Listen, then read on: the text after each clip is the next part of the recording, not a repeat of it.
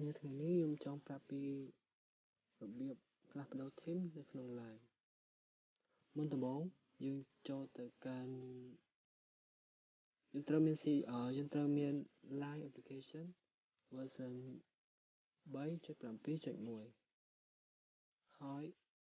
វាយើងមាន Line នឹងហើយយើងចូលទៅ Line នោះហើយចុចពាក្យ More ចុចពាក្យ select លើពាក្យ Setting ហើយយកពាក្យ Theme ហើយពេលនោះយើងឃើញ theme ពីរមួយជា original theme ហើយមួយទៀតជា Conny theme ខាងក្រោមនោះហើយ Conny theme នោះយើងត្រូវ download ហើយ apply អា theme ខាងក្រោមយើងចុចលើពាក្យ download ហ្នឹងទៅហើយពេលនោះវានឹងដំណើរការហើយដល់ពេលវា full ហើយយើងចុចពាក្យ apply ដល់ពេលយើង apply អា theme ពណ៌ផ្កាឈូកហ្នឹងរួចហើយយើងចុចលើពាក្យ close back to home screen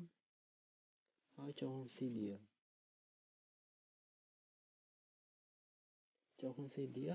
ដើម្បី add source មួយ download theme manager line folder theme manager line យើងចុចពាក្យ manager នេះខាងក្រោមនោះហើយចុចលើពាក្យ sources ហើយ select លើពាក្យ edit add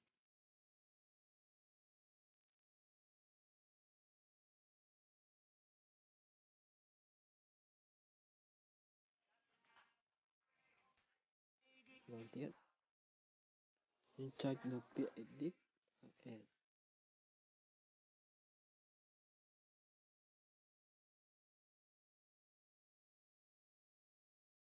គាត់ អូខេ edit ហើយ add នេះ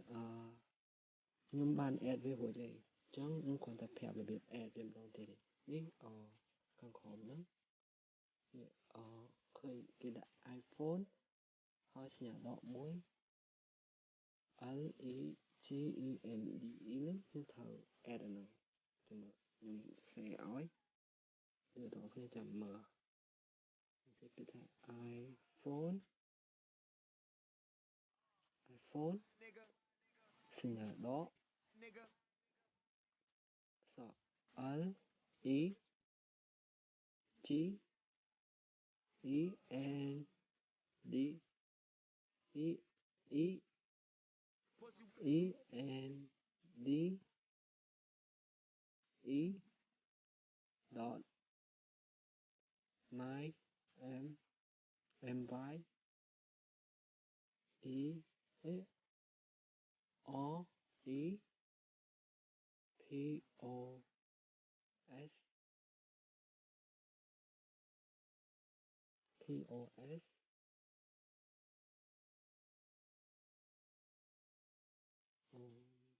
P A C E ហើយ dot C O M ពេលយើងវាយតាមខ្ញុំរួចអញ្ចឹងហើយយើងចុចលើពាក្យ add source នេះខាងក្រោមនេះវា add source យើងចុចលើហ្នឹងទៅហើយដល់ពេលហ្នឹងវាកំពុងដំណើរការដល់ពេលវាដំណើរការចប់យើងនឹងឃើញនេះឃើញមួយហ្នឹងឃើញ source មួយហ្នឹងដែលយើង add វាមកហ្នឹងនេះទៅដាក់ iPhone ហ្នឹងកណ្ដាលហ្នឹងហើយយើងចុចលើវាចុចហើយយើង scroll ទៅក្រោមមកអស់នេះគឺជា scroll ទៅក្រោមមកអស់អក្សរ L នេះខ្ញុំគិតថាធ្វើខាងkiaនេះចូលជាងនេះអក្សរ L មកពាក្យ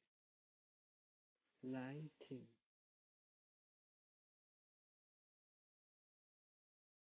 នេះឃើញនេះដាក់ line theme manager ខ្ញុំចុចលើហ្នឹងហើយចុចពាក្យ install ខាងលើនេះហើយ confirm វាហើយពេលនោះវានឹងដំណើរការចប់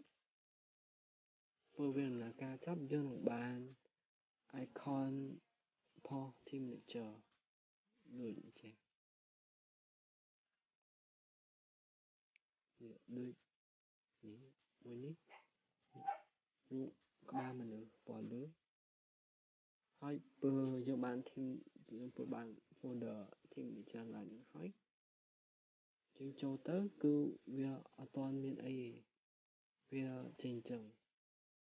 việc toàn miền team này không thế chẳng như thở download thêm tờ đã được không nào cứ dương cho tất cả Safari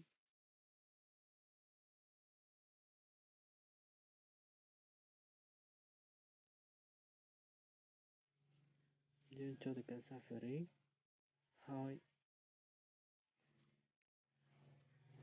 white address សម្រាប់ download theme ហ្នឹងតែខ្ញុំមានស្រាប់ទេតែបងប្អូនគ្នាអាចចូលទៅមើលកន្លែង description របស់ខ្ញុំនៅក្នុងកន្លែងក្នុង YouTube ហ្នឹងក្នុង YouTube ដែលខ្ញុំបាន upload ហ្នឹងកន្លែង description ខ្ញុំនឹង copy line ទាំងអស់ហ្នឹងសម្រាប់ដាក់ឲ្យអ្នកទាំងអស់គ្នាចុច download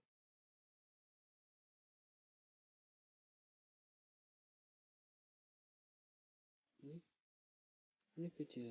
line សម្រាប់ download theme វាមានឈ្មោះរបស់វា pool វាមានដូចជា pool kitty relax kuma ឥឡូវខ្ញុំចុចលើពាក្យrelax kuma នេះចុះខ្ញុំចុចលើ line ហ្នឹងវានឹង open នៅ Safari ហើយយើងត្រូវវាយ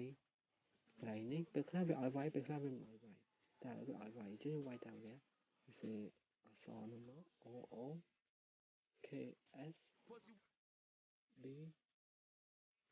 W E clear B O Y I N G អូខេឥឡូវវាចេញពាក្យ download ខ្ញុំគ្រាន់តែចុចលើពាក្យ download ហ្នឹងទៅ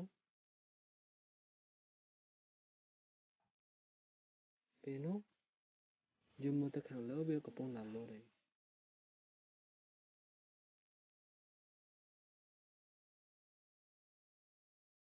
វាកំពុង download ចាំវាផ្លែ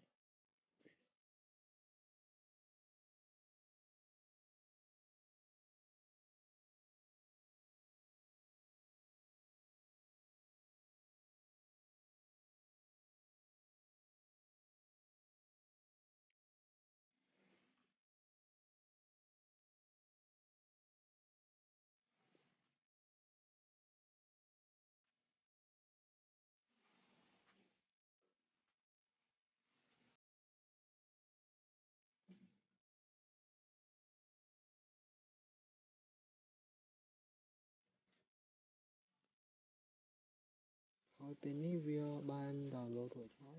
ហើយយើងចូលទៅកាន់ចុចលើពាក្យ open in ហើយចុចលើopen in iPhone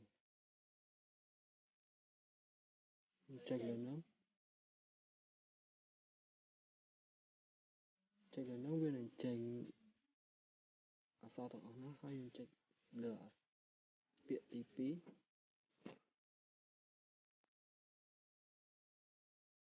ចុចលើពាក្យទី2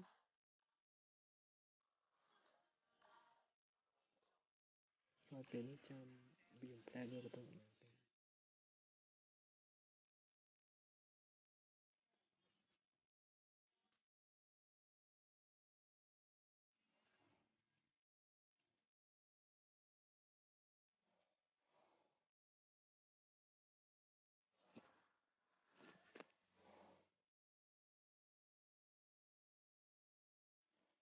ពេលនោះវាកំពុងដំណើរការយើងត្រូវចាំឲ្យវាដំណើរការចប់ទើប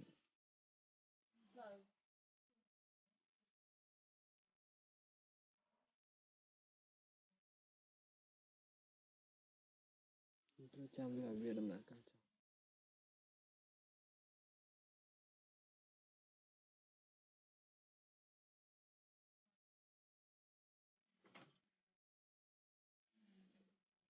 បន្ទាប់មក ចុចលើពាក្យ done ហើយយើងនឹងឃើញ folder របស់វានេះ folder ទី2នេះហើយយើងចុចពាក្យ edit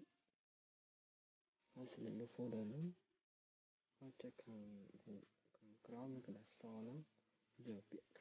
cut ក៏បាន copy ក៏បានសេទៅហើយ done ហើយចុចលើពាក្យ home រូបផ្ទះហ្នឹងបន្ទាប់មកចុចលើពាក្យ library ហើយ scroll វាទៅក្រោមហើយពាក្យ line team នេះឃើញហើយ line team ហ្នឹងហើយយើងចូលទៅកាន់ folder ហ្នឹងហើយយើងចុចពាក្យ edit ហើយចុចលើរូបកណ្ដាលសដដែលធ្វើឲ្យផាយក្នុងហ្នឹងហើយពាក្យ down បន្ទាប់មកយើងបែរទៅ home screen វិញហើយយើងចូលទៅកាន់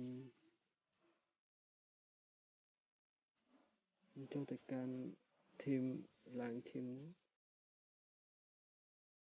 ហើយយើងនឹងឃើញនេះ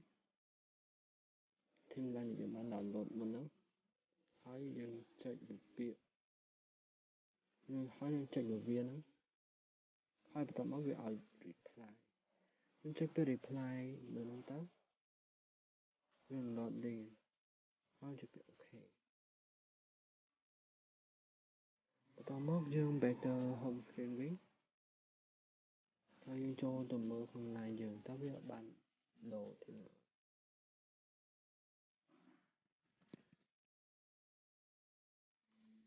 អូខេឥឡូវវាបានដូរហើយនេះគឺជា team របស់ React Kuma ដែលយើងបាន download មិញហ្នឹង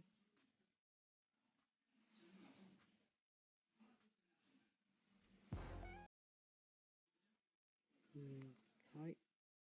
អស់ហើយនេះគឺជារបៀបផ្លាស់ប្ដូរ team របស់ Line អរគុណសម្រាប់ការទស្សនាហើយយើងនឹងជួបគ្នាម្ដងទៀតនៅពេលក្រោយខ្ញុំរកវិធីអ្វីដែលងាយស្រួលជាងមុនទៀត